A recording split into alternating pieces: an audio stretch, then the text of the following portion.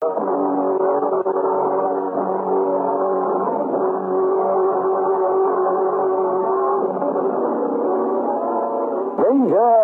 Where's Granger?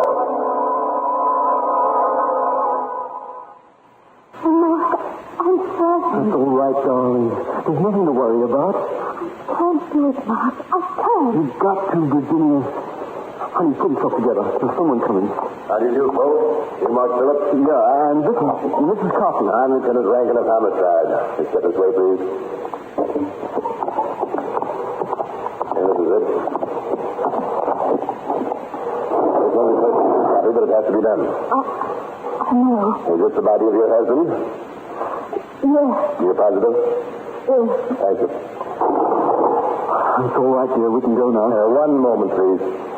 There's something you'll have to know about your husband, Mrs. Coffey. He was not drowned. Your husband was murdered. And, Mrs. Coffey, I think you and I should have a little talk.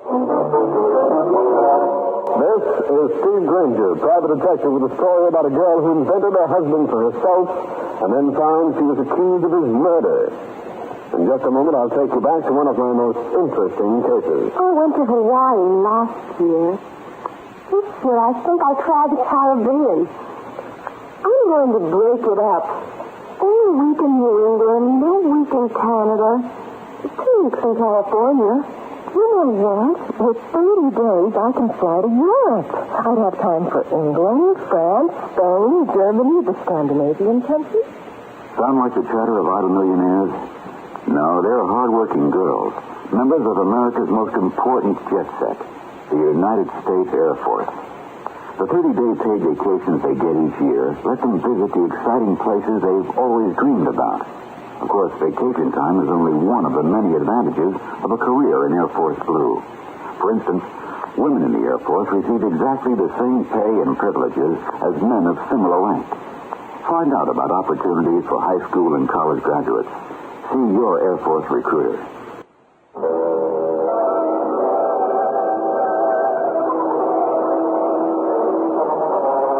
This is Granger. It isn't often that a private eye sees much of the better side of human nature, like love, warmth, and affection. But I saw it all right, and a young couple had faced me across my office desk. Mark Phillips was a tall, well-tanned, good-looking young guy.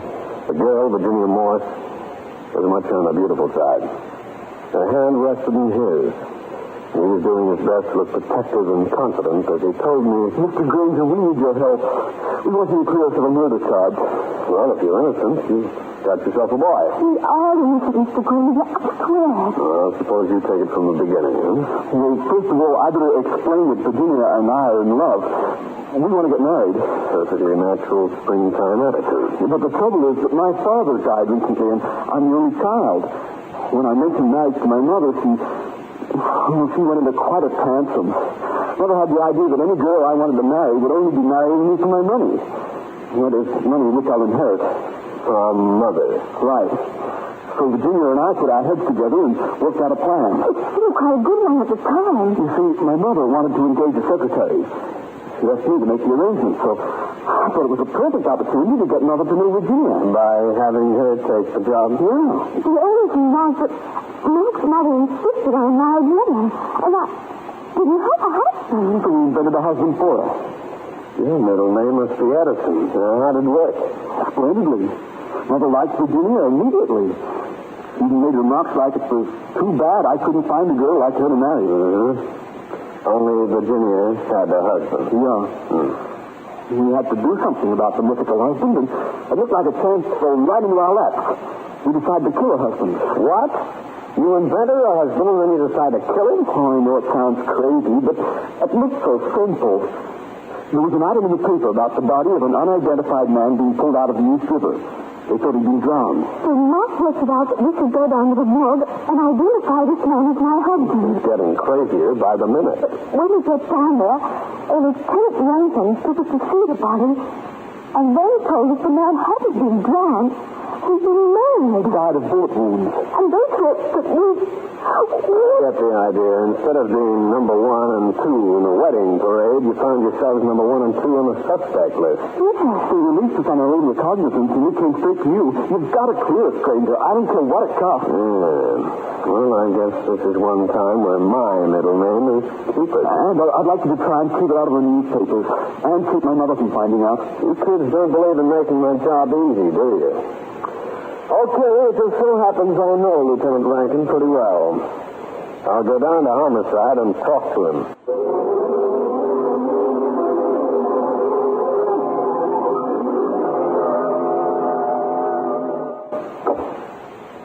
Hello there, Jake.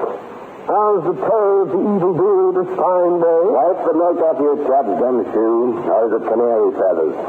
What sends you to invade my privacy? Oh, Jake, old pal. Now, Granger, today I am in a good humor. There isn't a thing you could say to ruffle me or... Wait a minute. Yes, Lieutenant? This can be. No. Let me get a grip on my desk. Then tell me, have you been retained by a young fella named Mark Phillips? No other, old pal. Great. Now, Granger, I'm not going to raise my voice. I shall not let this get me down. But talk fast. What do you want to know? The dead man. What'd you get on him? The boy's got a couple of prints.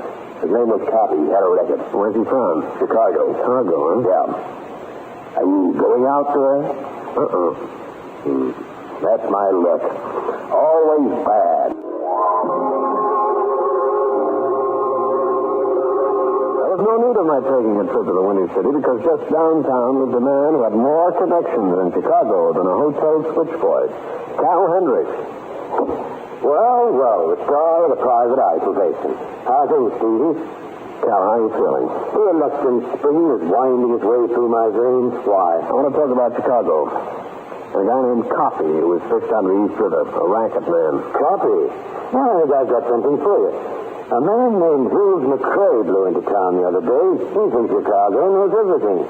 And will he tell everything? For a slight consideration, he will babble like a babe. Mr. McCrae's hang-up was a certain Broadway eatery. Since it was around 1 in the afternoon, it didn't take any great deduction to figure he might be there. He was. McCrae? Yeah. Name's Steve Granger. Cal Hendricks suggested I see you. Sit down. Have some tomato juice? Yeah, good for you. Got vitamin A. What you see in the dark? Oh, okay, pardon me. Yeah, too bad you don't like it. Yeah, too bad. Now, what do you want? Some information? Your dull-colored green. Take a look. That's green enough. A guy named Copy was pushed out of the river. Somebody shot him. Too bad. But then Louie was a bad boy. Swiping essays from the corner breach. He was in with Roy Dicker. The two of them stuck up a messenger and got away with $60,000. Nice work if you can get it. The messenger got insulted. They had to cool him. So he was hot and was a cop. Somebody else, too. The messenger worked for a gambling syndicate. So Copy winds up dead. What about Decker? He's in town, he is. Staying at the Fleming Hotel. Thanks very much. That's all I need. I need something, too, eh? Oh, Here, Christ. This will take care of the first 3 races at Jamaica.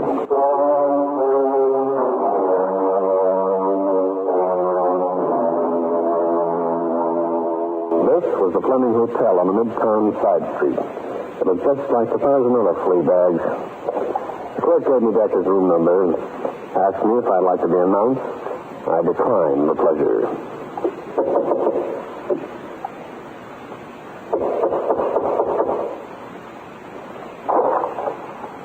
What do you want? You, Decker? Yeah, I'm...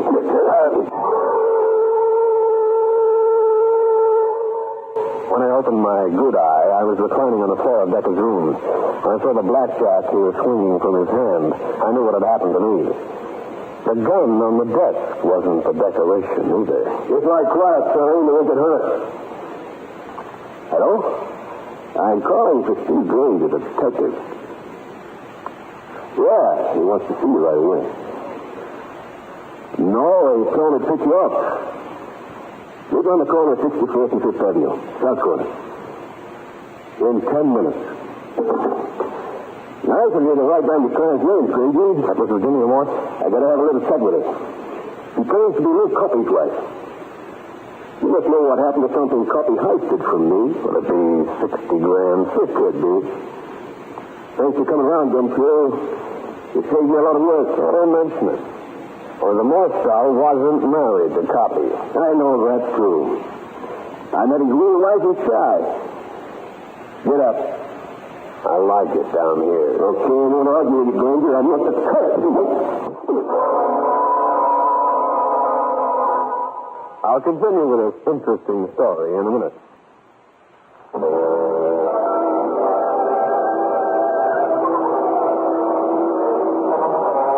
I was lying on the floor, but that didn't stop a guy like Decker, who'd never heard of the idea that you don't hit a man when he's down. He batted me around the ears with a blackjack again, and I went to sleep. When I came to, it was dark. When I tried to get up, I found out why. He'd locked me in his hotel room closet, and I was trying to figure out how to get up when I heard... Granger, you in there? Yeah. Yeah, who's that? Never mind. Wait a minute. Wow. Rose McCrae, thanks. Oh, don't mention it. How'd you happen to trap here?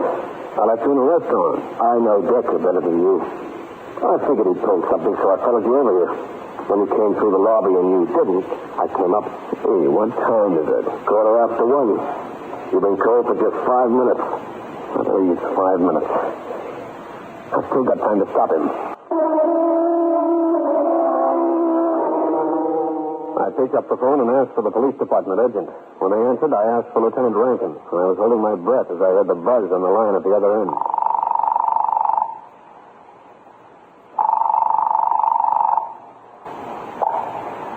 Rankin speaking. This is Granger. Do me a favor right away, will you, Jake? What? Get on the radio. Call a car near 61st and 5th Avenue. Virginia Morse will be waiting to be picked up by a guy named Decker.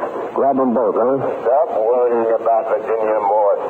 She's safe. Yeah? She's sitting in my office right this minute. Mark Phillips is with her. Why? Because I had them picked up. They're being held on suspicion of murder. That's ridiculous, and you know it. Gumshoe, goodbye.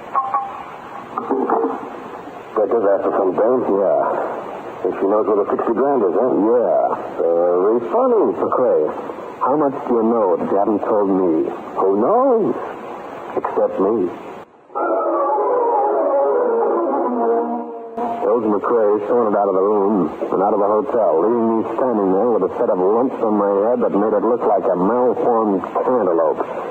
I washed up as much as possible and headed for Lieutenant Rankin's office. Get out of here, will you? Where's Virginia Morse? And that Phillips boy. Gone. What? I hadn't opened my mouth to ask a single question when a whole battery of lawyers with a whole battery of writs moved in on me. Better keep an eye on that girl. Look, Granger, why don't you go back to your office? You can probably go out and serve a few summons. You can pick up a few skip tracing jobs. Because we've got something very definite on Virginia Morse and Mark Phillips. What? We got ourselves a witness. To the murder? He's awaited at the Pompeian room in the Uptown Hotel. Well, what about him? He waited on them during lunch the other day. You overheard them discussing how they were going to get rid of her husband. But, Jake, that's only circumstantial evidence. Anyway, you heard their story. It was all part of their plan to get the boy's mother to agree to his marrying Virginia. Yeah. When Phillips noticed the waiter opening in, he got tough and threatened him. What about that? Kid stuff. He probably couldn't resist the temptation to act it up. Anyway, in spite of all that, Coppy had a wife in Chicago. Maybe he liked him in pairs. Just a minute. Rankin. What? From Chicago? Staying in the body. Where's he staying? Where's the hotel? Okay, I'll get over there. And I'll be done. Lieutenant, don't tell me. Let me prove to you that I'm a detective. Would that be a call to say that Coppy's real wife just got in from Chicago and is claiming the body and that she's staying at the Westmore? Granger, One day when I've had enough of this job and will be only too anxious to get kicked off the force, I'm going to personally bat a baseball over your skull. And just to turn the other cheek, my friend, let me give you a little tip. There's a man in town named Decker who lives at the Fleming Hotel. He's mixed up in the case in some way. Why don't you bring him in for questioning? Granger, quit throwing herrings in my way. I think you'd find out something. Look, you run your business your way. Let me run mine my way.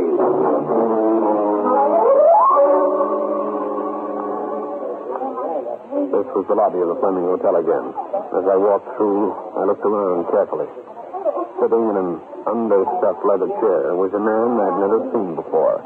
A man who seemed very interested in what I was doing.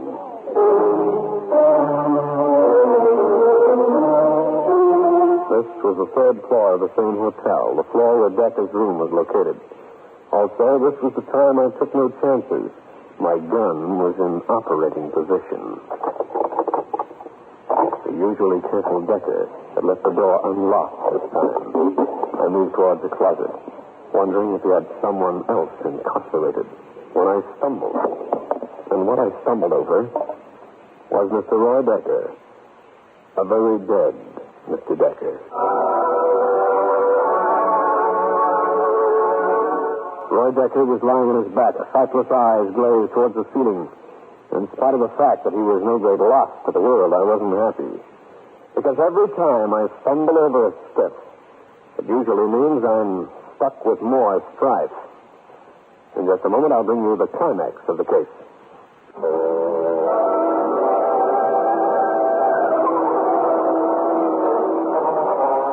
When a private investigator runs into a murdered man, the smart thing to do is contact the cops and wait. As I did. Not just because I believe in helping the law, but also because I believe in keeping my license. It didn't take long for Lieutenant Jake Rankin to show up. No wounds, beaten around the head. Yeah. Granger, how much do you know about this man? He's from Chicago. He and Lou Copy were mixed up in a holdup and a murder. Think he got Copy? I don't know. Go through him, will you? I'd like to know what you find. He carries a blackjack, a gun, billfold. Got a few hundred here.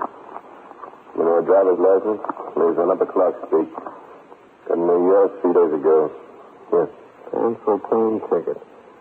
The turn part hasn't been used. This makes it begin to look like the Phillips boy told the truth. I'm not so sure. Be sure you have those labmen dust this place, Jake. You might come up with something. Ranger, I told you once. I know how to handle my department. I nodded goodbye to the police officer and left the Fleming Hotel, walked up Broadway towards the Westmore Hotel. At the desk, I was told Mrs. Copy occupied room 917. As I turned, I noticed something. The same man who'd eyed me in the lobby of the Fleming was repeating his performance here. I decided this was not the best time to call on Mrs. Copy.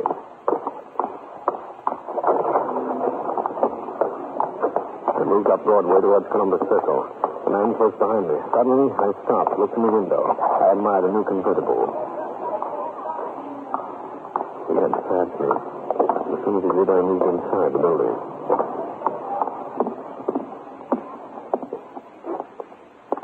Like something in a car, sir? Yeah. Beautiful blonde and 10 gallons of gas. But I haven't time right now. Sorry. I walked straight through the showroom and out a door at the back, effectively losing the guy on my tail. Then I headed back to a spot opposite the Westmore Hotel. I waited, and 5 minutes later the man showed up, went into the lobby. A few seconds later he came back out again and beat it back towards Columbus Circle.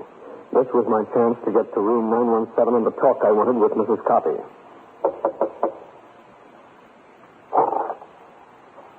What do you want? You, Mrs. Copy? Lou Copy's widow? Who are you? What do you want? Inside. Hey, who are you pushing? No man named Decker.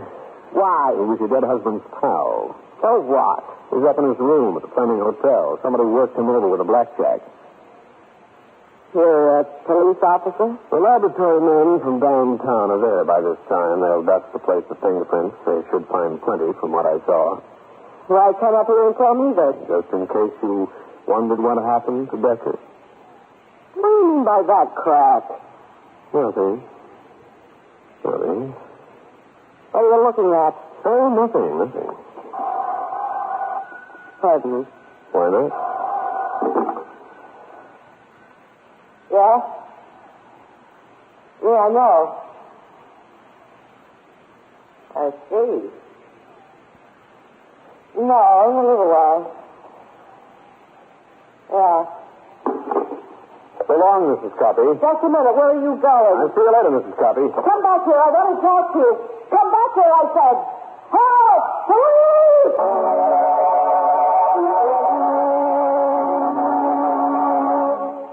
I beat it down the hotel lobby while curious guests stuck their heads out of various doors and gave me frightened double O's.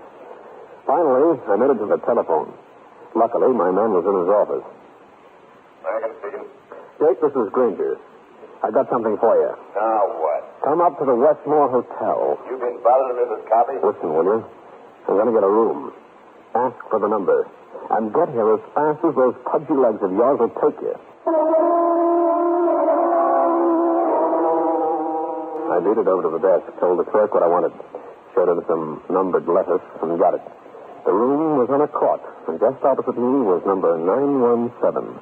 I called Mark Phillips and waited for results. Granger, what's the idea of asking us to come here? I want you and Miss Morris to look at someone, that's all. Who? Why don't you come over the window? Stand behind the curtain. All right, Mr. Granger. What do you want us to look at? Now look into the room straight across the court. See that woman packing her bag? Yes. What about her? Ever see her before? Not me. I haven't either. You sure? Of course. Has this got something to do with little copy, Granger? Both of you go down to the lobby and wait for me.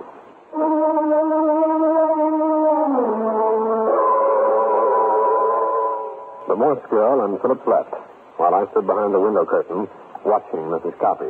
Suddenly, she moved over to one corner of the room and bent over. By standing on the radiator, I could make out what she was doing. Something important enough to send me around to her room in double time. Yeah, so you came back, Granger? You've got my name, eh? Was that what the guy told you? The one who called you on the phone when I was here before? Maybe. Why did you come back? You know your husband pretty well, didn't you? I should have. They've been married 3 years. Uh-huh. Whatever happened to the $60,000 he and Decker got out of the messenger holdup? Why ask me? Okay, Granger, reach. Well, little foreshadow. Debbie's gone. Right. I figured this, and it happened. I've got it. Turn around, Granger. Why, thanks. Nice of you not to give it to me in the back. Good shooting, Mrs. Copy. Thanks. Keep your hands in the air, Granger. The fool. I told him to get rid of the gun. That's the one that killed your husband, eh? Shut up. You know, you were here in New York when your husband was killed. I saw the airplane ticket book on the desk. You made 2 trips. I thought that's what you started when you were smoking. Too I bad. know something else, too. I saw you take a bundle of money from in back of the baseboard over there. That's an old trick to get me to turn around. Keep your hands up. That must be the $60,000, huh, Mrs. Coffey? You got it when the dead man on the floor shot and killed your husband. You've been a little too smart and a lot too snoopy, Granger. It was not going to be either anymore. I've always had a theory that no dame can shoot straight. Well, if there's one thing who's going to demolish your theory, and you with it. Hey, Granger, I thought... Stop, Lincoln!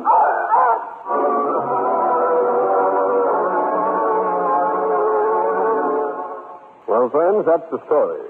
I'll be back to wrap up the case in just a minute. Try opening up the jail and number 2 card. Here it is. Thank you, sir, and you. Good enough, I think. I think maybe go over the timing a little bit on you. Seems to lag a little bit. Fooling around with an engine at the corner garage is fun, and you can learn something from it. But if you like to work with engines, why not make it really pay off?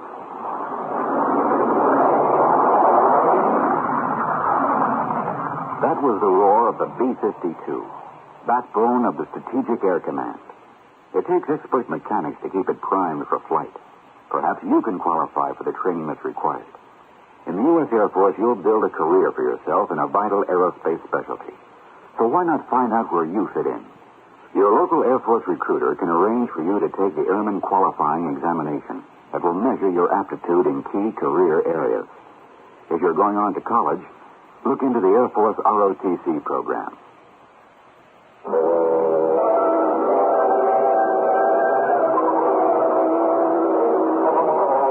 Mrs. Coppy turned away from me to fire at Lieutenant Rankin, whereupon I lifted one number 10 and kicked the gun out of her hand. He went down to the lockup while Virginia Morse and Mark Phillips were freed of any charges. Even my sourpuss pal, the lieutenant, was elated. Well, it's just as you called it, Granger. Coppy walked out on both Decker and Mrs. Coppy. He found out where he was the same time Decker did. He found out before. She got that mug to shoot him and keep the dough while she flew back to Chicago to establish an alibi. She needs one. The only thing she hasn't told us is why she killed her partner. The mug? When ballistics get through, Jake, you'll find that the bullets in Coppy will match the gun he used to hide Sneed. Mrs. Coppy had to get rid of him. Maybe. She was going to use the old dodge. The mug was dead. She'd shoot me and make like an innocent bystander. Oh, I'd never believe a story like that. Well, thanks for something. Here's from the two kids, Virginia Morse, Mark Phillips. Oh, yeah. They must have squared things with his mother. Here, look at this. Right. Mrs. Emmeline Phillips announces the marriage of... Request your presence formal. Formal? You gonna wear a monkey suit? Obviously, dear boy. Oh, aren't you afraid of being mistaken for the waiter? After all, you don't look your best when formally dressed. Quite the reverse, Lieutenant. When in a tux, I look deluxe.